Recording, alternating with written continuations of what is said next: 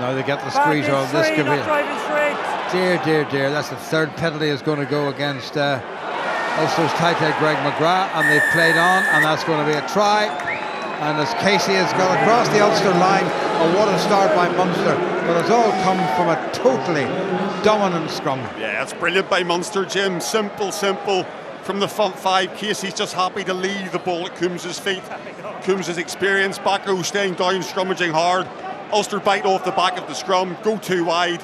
The space is there. Nice transfer from Coombs. Dummy from Casey. Burns misses the tackle. Simple acceleration, over he goes. Nothing less than Munster deserve. It's been a fantastic start from the team in red. And will have targeted it as a real serious moment or a point of weakness. Absolutely. And once he smelled blood as well, Jim, at scrum time, you know, that team with the advantage, and Munster nicely controlling the ball at the back. Coombs has been exceptional. Little pop pass, Ulster's forward pack trying to take this on. Timoney had to check. Music! Stewart has to go to scrum half. He's got McCann with him. No! Treadwell waits this time. Advantage. Pillar. Penalty against Munster. Red 4, offside. Can't see Ulster kicking for goal. That's a good ball. Here come Ulster. This is Ethan McElroy. Has he got it over? He hasn't, you know. First concerns from McElroy. There certainly was no complaint by the looks of things from the Ulster players asking for a penalty try or asking for a card. Personally, I think Daly can find himself quite hard done by there. Ulster have decided to go for the points. Right decision, Tony? Yeah, I think at this stage, Jim, look, they've had so little ball, they've had so little territory. I think taking 3 and just steadying the ship gets the scoreboard starting to move as well. Right decision. Nathan Doak with the simple 3 points. Munster 7, Ulster 3. Casey once again. Still advantage coming. Don't. If Munster do get the penalty, I wouldn't be surprised if they go for the scrummage. Good work by Archer. Again, it's Munster's tight forwards, and again, as Casey gets it away. Crowley, nice little pass, lovely sidestep by Crowley. Balakoon tries to hold him up. Has he managed to hold him up? Just about, he has done. The ball is back in the field of play. Casey looking for a man to the left, and he goes himself looking for a second, and he's got it. 2 tries from the precocious little imp. Casey. That's brilliant from Munster, Jim. Absolutely brilliant. You know, the jackal with the penalty initially, then they control the clock by going to the corner.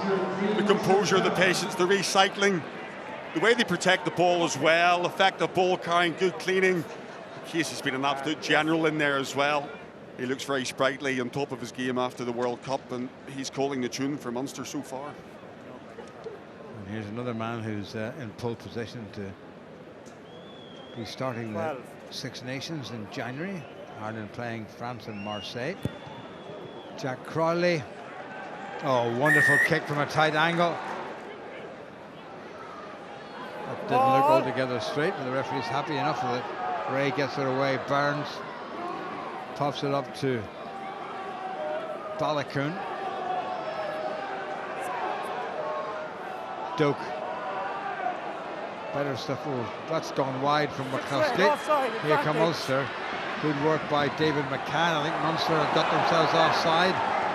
Excellent drive by McCann. Best forward drive of the evening. Ulster trying to keep this going now. Doak changes direction and changes his mind. Goes to the narrow side. And again it's Doak. Timoney. Doak again. Billy Burns takes it nicely. Missed tackle. Little chip kick through. Goes to Stockdale. Stockdale gathers it in. Stewart is there to help. Doak. Good driving by Ulster, scattering Munster defenders. Here they come again. Well laid back by McGrath. Doak. An Ulster try here would just hit the spot. It's away by Stuart Moore. That's gone very wide. And out there is McCann, who's taken by Sean O'Brien, Munster's left wing. Good work by McCann. Ulster a wee bit upright in the contact, but they've got it away. Burns, little chip kick across the far side. Stockdale waits, and Stockdale gathers, and Stockdale scores. It took quite a while for it to come, but when it did, it was a thing of beauty. Yeah, it was lovely, Jim. David McCann, a couple of forays down that far right-hand touchline, and also starting to generate a little bit of quick front football. Beautifully assessed by Billy Burns. Jack Crowley finds himself the widest defender. He's too far in field, Jim. He's all of 20 metres out the touchline. Stockdale gambles by letting the ball bounce. Gets a little bit lucky, but he's in the right place at the right time. And that puts Ulster right back in the game. Okay, out now, Nick, out. Casey gets it away. Oh, initial tackling by Ulster, not good. And they've managed to spill it forward. Referee's playing advantage. Now, if Ulster can shift this, he knows what can happen. Nicely done by, is it Chukwu? Billy Burns. Well done by Stuart. In fact, Stuart McCluskey. Tom Stewart gets it away beautifully. Chance if they can shift this. That's a good pass. Here's Stuart Moore. Well, he might well have taken the man on, but he opted for the little chip kick through. Is it Chukwu? Makes a bit of ground for Ulster. Doak again. Eric O'Sullivan. Stewart there to help. Good Munster defending, and Ulster have to concede a metre or two. Doak looking for a short range pass. Is it Chukwu takes it forward. Advantage rolling into the 9. Ulster have got a penalty. The Munster defender rolled into Ulster scrum half Nathan Doak, and it was Fineen Witchery who gave away the penalty. Nathan Doak from straight in front of the post. More than competently struck. I think he's just winded well. Here he comes. This is a wonderful, wonderful moment for the man who's been the heart and soul of Ulster for well over a decade. An Irish international, Rob Herring, born in Cape Town, but very much an Ulster player and very much an Irish player. Wins or makes his 230th Ulster appearance and becomes Ulster's most capped player of all time. And beside him, wearing number 18, winning his very first Ulster cap as a Queen's University student, Scott Wilson. Wonderful. Well, nicely away by Wilson. This is good stuff by Ulster. Here goes Henderson. The crowd baying for a try from their captain. Nathan Doak, 20 metres from the line, taken down. In goes Stuart Moore. Oh, Ulster concede the penalty, which is a pity. Henderson. Flat into the middle. That's good work by Ulster. Really is good work by Wilson.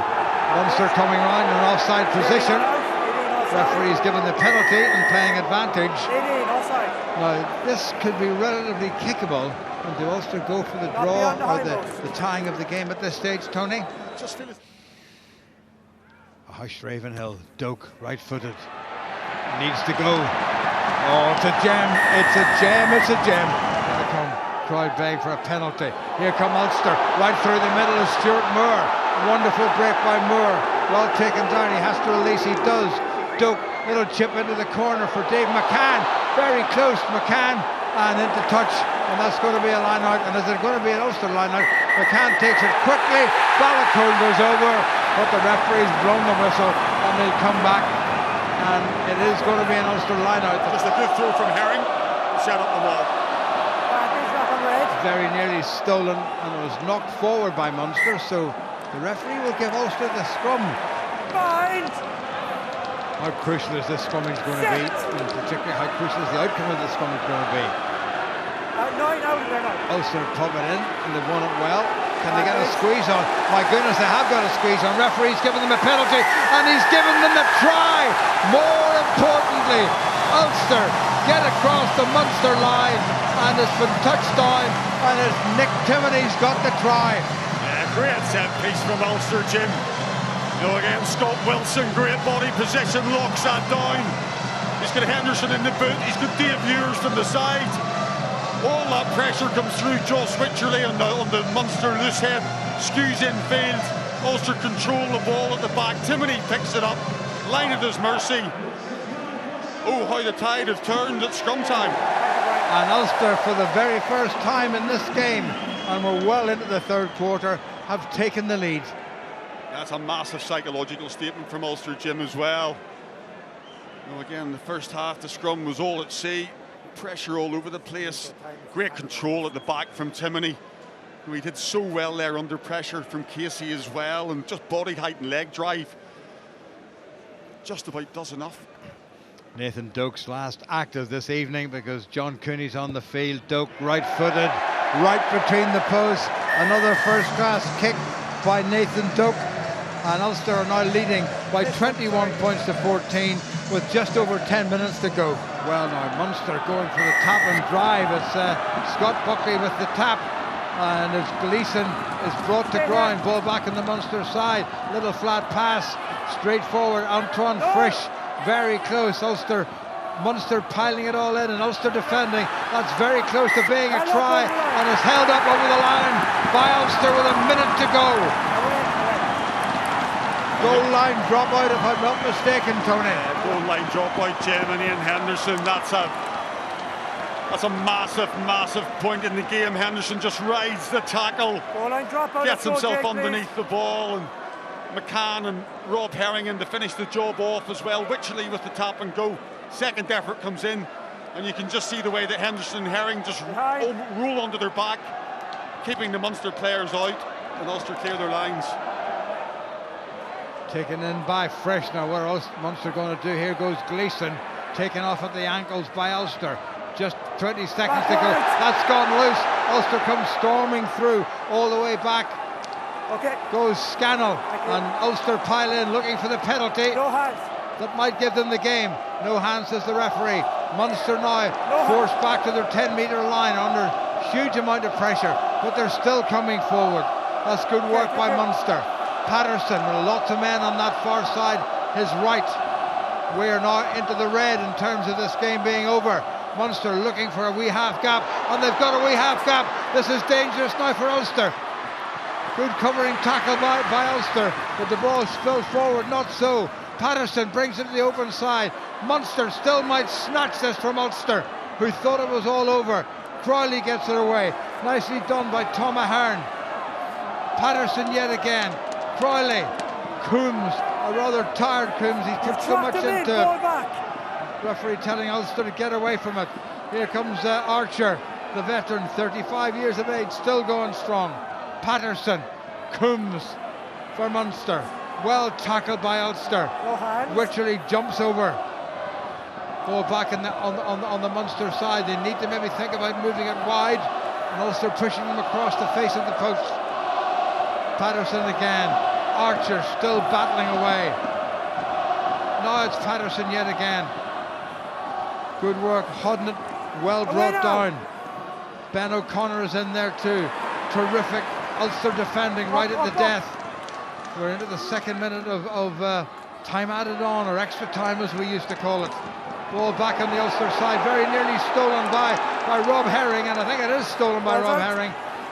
Ball comes bouncing out. Herring is in the middle of all of that, and Munster trying to get it right, and Ulster get the penalty, and that's the game. And wouldn't it be just typical of Rob Herring to have the final say in this game on the occasion of him breaking the Ulster all-time appearance record.